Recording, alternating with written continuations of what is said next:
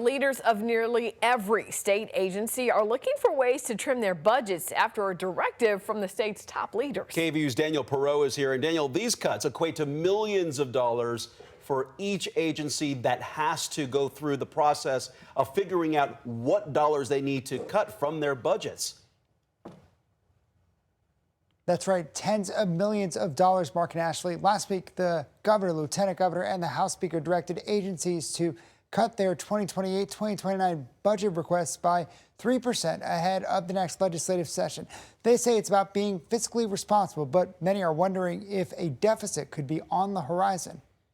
Mixed messages in Texas. The state's economy continues to be prosperous. But Republican leaders are telling state agencies to tighten their belts, specifically to cut their base spending request by 3% for next year. For the Texas Higher Education Coordinating Board, that translates to $77 million they need to trim. We split things out. It's about $3.3 million operational, $74 million from the institutional support side. 95% of the agency's budget goes to programs and institutions, so just cutting operational expenses likely won't be enough. To try to limit the damage, the board plans to ask state lawmakers to give them more money than the reduced base through what's known as exceptional items. We'll be looking at options to minimize the amount of the cut that we need to take in mission critical programs. It comes as public colleges across the state are already dealing with rising expenses, declining enrollment, and uncertainty about grants from the federal government. Since 2023, undergraduate tuition and fees have been frozen, so that's not an option to offset any cuts. This is sort of a starting point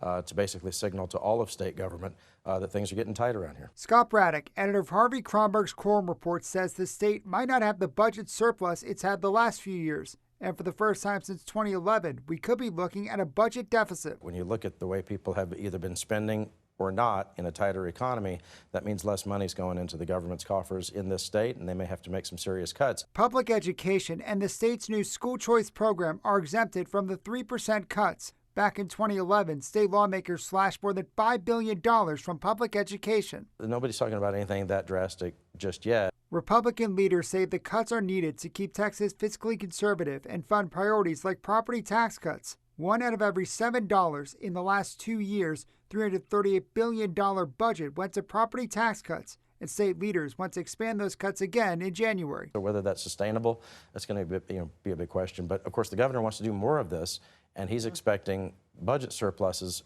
Back on college campuses, universities are bracing for the cuts, hoping they won't have to fire staff or get rid of programs to absorb them. Representatives from a number of different state agencies told me today that it is common to get a directive like this as part of the process as they make their legislative appropriation requests every 2 years. The state agencies have until the middle of next month to submit their requests. In the studio, Daniel Perot, KVUE News.